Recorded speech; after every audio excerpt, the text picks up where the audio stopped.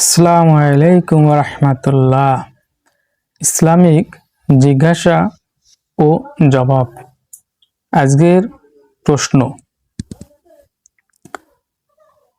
কোনো ব্যক্তি অথবা কোনো এলাকার কিছু মানুষ যদি রোজার চাঁদ ওঠার কথা সময় মতো জানতে না পারে, বরং দিনের কিছু ভাগ অতিক্রম করার পর জানতে পারে, এক্ষেত্রে তাদের করণীয় কি?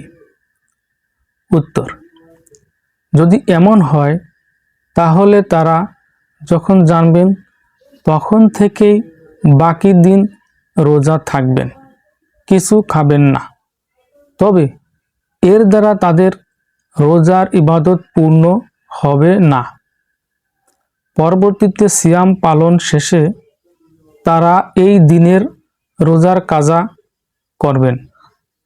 দেখার জন্য সবাইকে ধন্যবাদ।